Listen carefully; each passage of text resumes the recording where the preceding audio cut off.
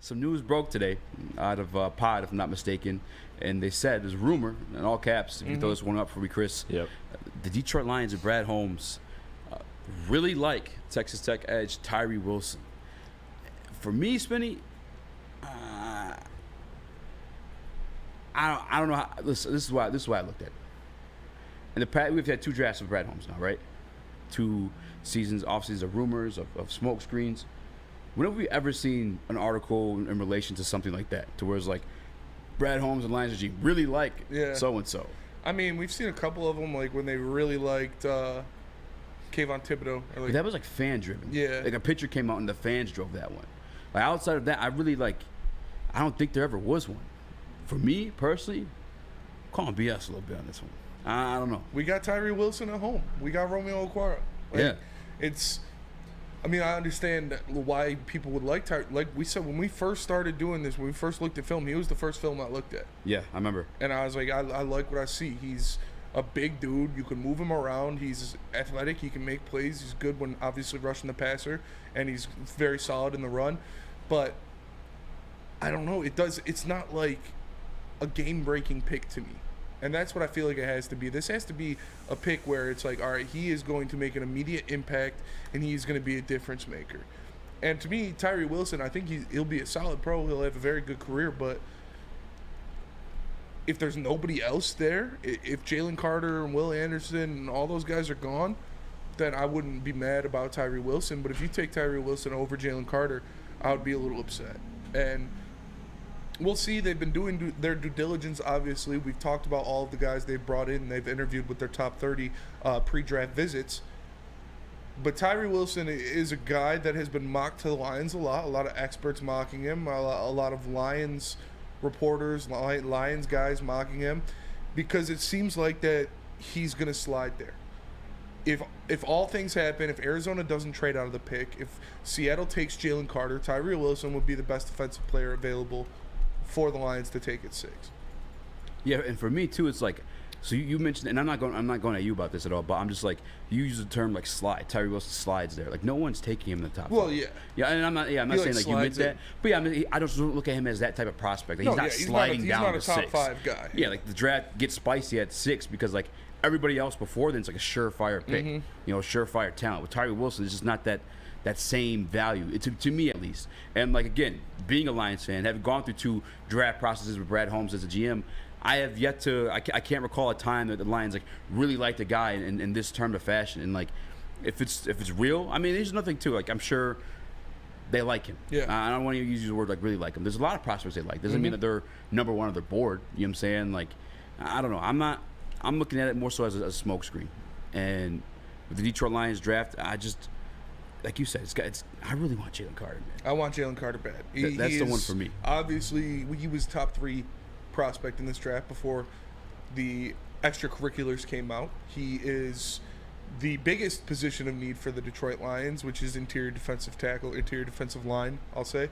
And he would be perfect. He would be perfect for them to fill that need. And you can take your shot on a guy like that when you have 2 first-round picks, and when you have the culture in the locker room set that the Lions do. And we're coming fresh off of like giving Bears fans the smoke.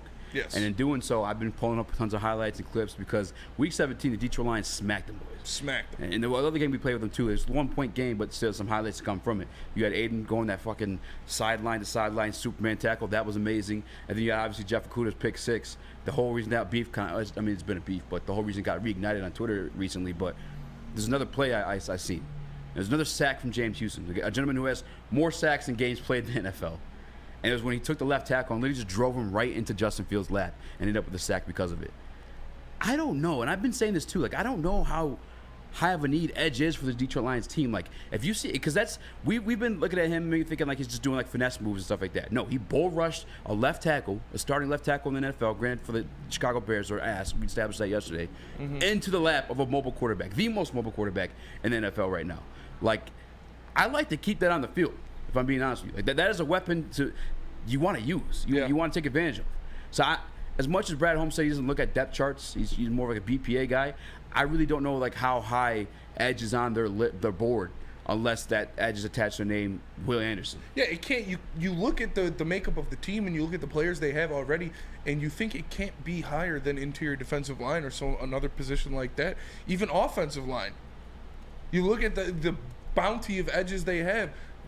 Charles Harris took a pay cut. Romeo Okwara took a pay cut. You obviously got Houston and Pascal and Aiden Hutchinson in the last draft. Like, you don't really need that next edge piece. You have a good rotation of good edge players. Tyree Wilson, I feel like, is more of a John Kaminsky type of guy where you can move him around and he can do a lot of different things. He's not specifically stapled to the edge position because of his size and the versatility that he brings to the game. But edge can't be a top priority for this team. I understand you can never have enough guys that want to kill the quarterback, but I'd rather have a guy that wants to kill the quarterback in the middle of the defensive line. Exactly. That on top of the fact too, like the way actual like off-season like interest they've shown in the off-season. Well, I guess there's really just the one, but they made an actual call, not just number 3, but also to the Tennessee Titans before they re-signed Jeffrey Simmons. Remember the whole situation that Jeffrey Simmons like trade rumor came up because he wanted to be re-signed. He wanted his money, and guess what happened? Tennessee Titans gave him his money, but beforehand, Brad Holmes called. Yeah. Brad Holmes wanted Jeffrey Simmons on this football team. Yes, he did. Or at least had the thought of it.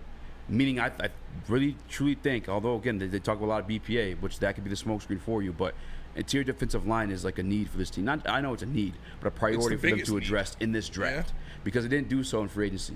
Every move they made interior defensive line in free agency was bringing guys back. And in turn, like hearing Brad Holmes speak at the first presser, we sitting outside. Again, I'll bring the annoying-ass bird. That drove me crazy.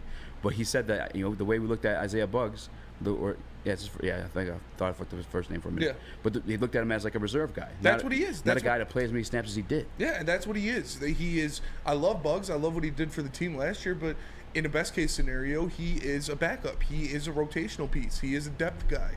You look at Ali McNeil. He is your starter. That guy.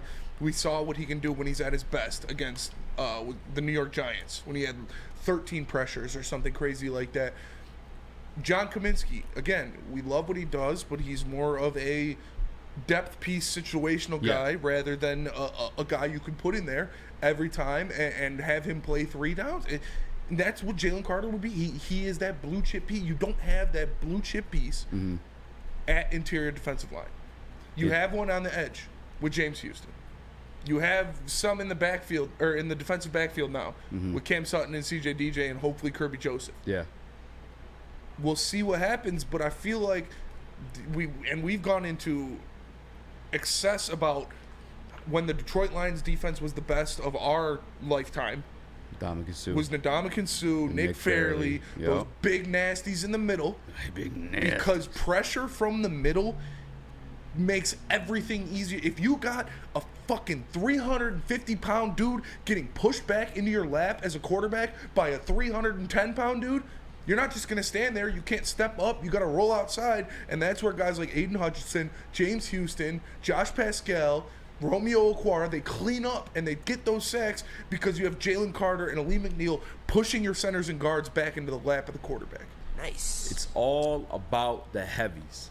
And that's why you guys tune in. You guys rock the boys. It's all about the heavies. You look at the past two Super Bowl champions, both in the LA Rams and last year with the freaking Kansas City Chiefs. Defensive tackle Chris Jones. Yes. Defensive tackle Aaron Donald. The 2 best in the league.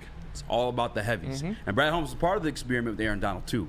Taking Elijah Kancey at 6, you heard it first. No, I'm joking. But defensive tackle is a need So happy that's not if you want to have a successful defense in the NFL, in my opinion. And you don't need a guy that's necessarily put up like crazy sack numbers. No, it's just everything that's being just said. You need a guy that demands double teams in the middle, so your quarterback's trying to escape out to the edge to where we already have 2 blue chip pieces and James Houston and Aiden Hutchinson to clean up there from it.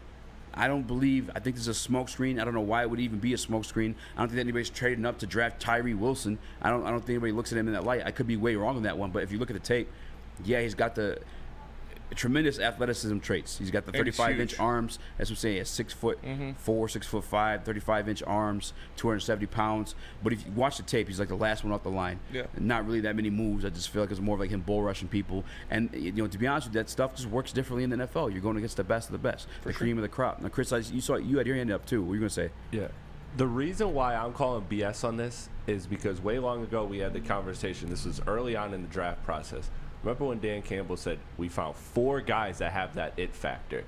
Mm-hmm. I feel like if Tyree Wilson had that it factor, we wouldn't begin to report close to the draft. Oh, the Lions very much like this guy. I feel like this is just another smoke screen, another, again, like you guys said, leverage play, because they had 4 guys that they identified as people that have the it factor. That was before free agency. That was before they went out and made their moves. Mm-hmm. So I feel like everything that they've done building up to this draft has been planned already. The preparation has already been set, and now it's about just crossing the T's and dotting the I's. But I think they've had a game plan, and they've had one for a very long time. Yeah, so I'm thinking of something like maybe, because we have people reach out to us too with like certain tad bits of information. And if somebody heard the Detroit Lions like Tyree Wilson, like, again, sure, I'm sure they do. I don't know if they like him at 6 though. There's a lot of players that like. They sort him through on the draft board. Mm-hmm. Just because they like somebody doesn't mean he's number 1 on the draft board. I mean, they use a term really like, but I'm not really buying it. I'm looking at a smoke screen, but again, I don't even know what type of smoke screen there is to buy there.